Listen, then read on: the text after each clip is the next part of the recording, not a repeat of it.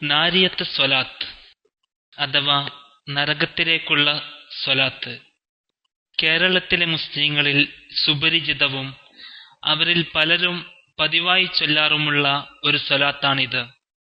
നബി സല്ലല്ലാഹു അലൈഹി വസല്ലം പഠിപ്പിക്കാത്തതും പിശാചിന്റെ ദുർബോധത്താൽ ഉണ്ടാക്കിയതും ഇസ്ലാമിക വിശ്വാസങ്ങൾക്ക് വിരുദ്ധവുമാണ് ഈ സ്വലാത്ത്.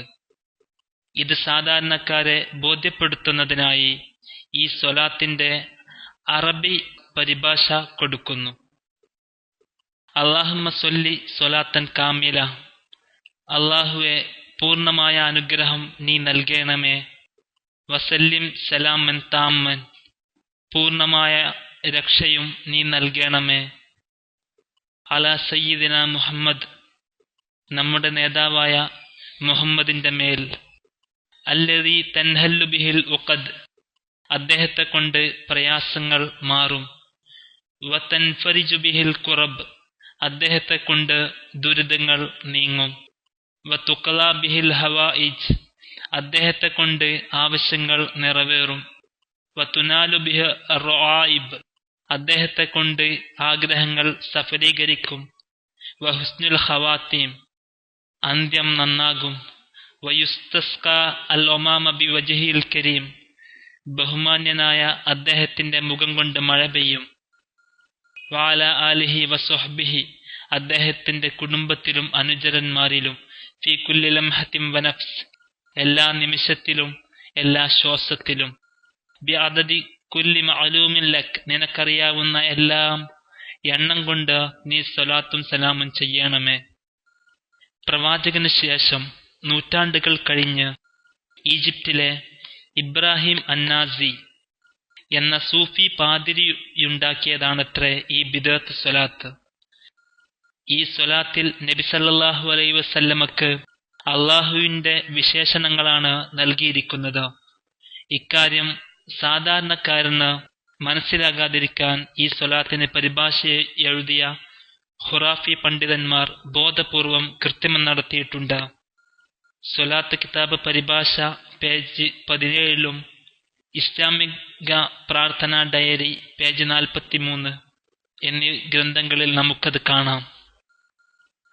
ഇതിലെ ബിഹി എന്ന അറബി പദത്തിന് അത് മുഖേന എന്ന് അർത്ഥം നൽകിയാണ് ഇത് ഇവർ ഒപ്പിച്ചെടുത്തത്.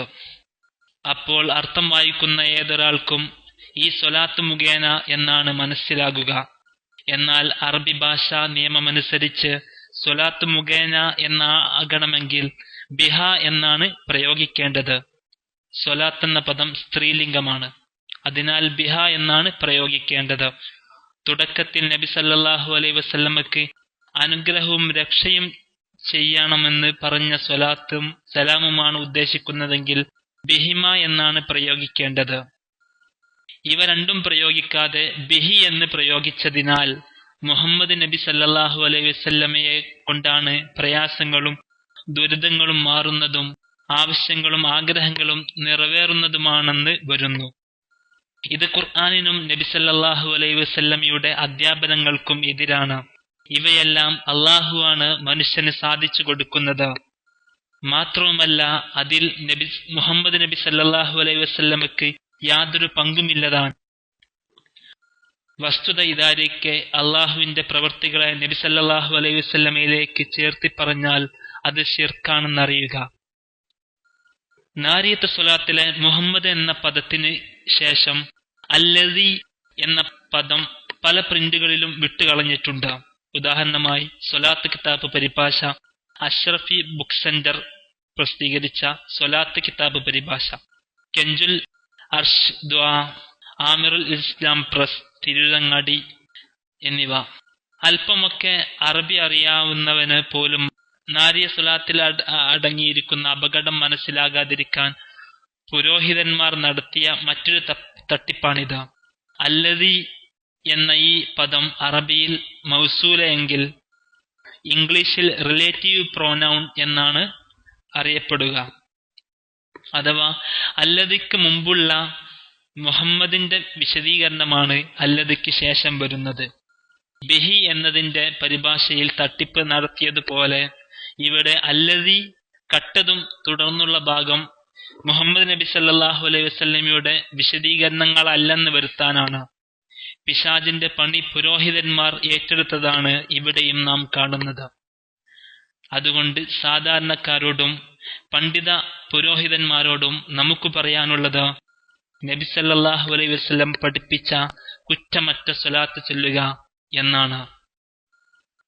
നമസ്കാരത്തിലെ അത്തഹിയാത്തിലുള്ള ഇബ്രാഹിമിയ സ്വലാത്ത് എന്ന പേരിൽ അറിയപ്പെടുന്ന സ്വലാത്താണ് ഏറ്റവും നല്ലത്. അതിങ്ങനെയാണ്: اللهم صل على محمد وعلى آل محمد كما صليت على إبراهيم وعلى آل إبراهيم إنك حميد مجيد اللهم بارك على محمد وعلى آل محمد كما باركت على إبراهيم وعلى آل إبراهيم إنك حميد مجيد اللهم صل على محمد وعلى آل محمد كما صليت على إبراهيم وعلى آل إبراهيم إنك حميد مجيد اللهم بارك على محمد وعلى آل محمد كما باركت على إبراهيم وعلى آل إبراهيم إنك حميد مجيد അല്ലാഹുവേ, ഇബ്രാഹിമിനും കുടുംബത്തിനും നീ ഗുണം ചെയ്ത പോലെ മുഹമ്മദ് നബിക്കും കുടുംബത്തിനും നീ ഗുണം ചെയ്യണമേ. നിശ്ചയം നീ സ്തുത്യർഹനും ഉന്നതനുമാണ്. അല്ലാഹുവേ, ഇബ്രാഹിമിനെയും കുടുംബത്തെയും നീ അനുഗ്രഹിച്ചതുപോലെ മുഹമ്മദ് നബിക്കും കുടുംബത്തിനും നീ അനുഗ്രഹം ചെയ്യണമേ. നിശ്ചയം നീ സ്തുതിക്കപ്പെട്ടവനും ഉന്നതനുമാണ്. നബി സല്ലല്ലാഹു അലൈഹി വസല്ലമയുടെ പേരിൽ സ്വലാത്ത് ചൊല്ലുന്നത് വളരെ പുണ്യമുള്ള കാര്യമാണ്. അതിനുവേണ്ടി നമ്മൾ ചെയ്യുന്ന പ്രവൃത്തി നരകം നേടിത്തരുന്നതാകാതിരിക്കട്ടെ. സ്വലാത്തുൻ നാരിയ എന്ന പേര് അതാണ് സൂചിപ്പിക്കുന്നത്. 2 ഗ്ലാസ് പാലിൽ ഒന്നിൽ വിഷം കലർന്നിട്ടുണ്ടെന്ന് സംശയിച്ചാൽ നമ്മൾ വിഷം കലർന്നിട്ടില്ലെന്ന് ഉറപ്പുള്ളത് ഉപയോഗിക്കാറുള്ളൂ. ഈ സൂക്ഷ്മത മതപരമായ കാര്യങ്ങളിലും നാം പുലർത്തുക. ഈ സ്വലാത്തിന് പരിഭാഷ എഴുതിയ ബഷീർ മുസ്ലിയാരും ഷെരീഫ് മൗലവിയും എഴുതുന്നു: ഈ സ്വലാത്ത് ചൊല്ലുന്നത് പതിവാക്കിയാൽ ഈമാനോടുകൂടിയുള്ള അന്ത്യത്തിന് ഭാഗ്യം ലഭിക്കും. നരകശിക്ഷയിൽ നിന്ന് വരെ കാവൽ ലഭിക്കുവാൻ ഈ സ്വലാത്ത് ഉപകരിക്കും. അതുകൊണ്ടാണിത് സ്വലാത്തുൻ നാരിയ എന്ന നാമം ലഭിച്ചത്. സ്വലാത്ത് കിതാബ് പരിഭാഷ പേജ് 17, ഇസ്ലാമിക് പ്രാർത്ഥനാ ഡയറി പേജ് 43. ജാഹിലും ജാഹിലിയ എന്ന പദവും സാധാരണക്കാരന് അറിയാവുന്നതാണ്. ജാഹിൽ അഥവാ വിവരമില്ലാത്തവനാണെങ്കിൽ ജാഹിലിയ കാലഘട്ടം എന്നാൽ വിവരമില്ലാത്ത കാലഘട്ടം എന്നാണ് അർത്ഥം വരുന്നത്. നരകമെങ്കിൽ സ്വലാത്തുൻ നാരിയ എന്നാകുമ്പോൾ നരകത്തിന്റെ സ്വലാത്ത് എന്നായി അതിന്റെ അർത്ഥം മാറും.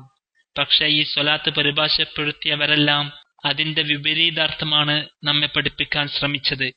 ഖുർആൻ ഇത്തരം പണ്ഡിത പുരോഹിതന്മാരെ സംബന്ധിച്ചാണ്: നിങ്ങളുടെ ധനം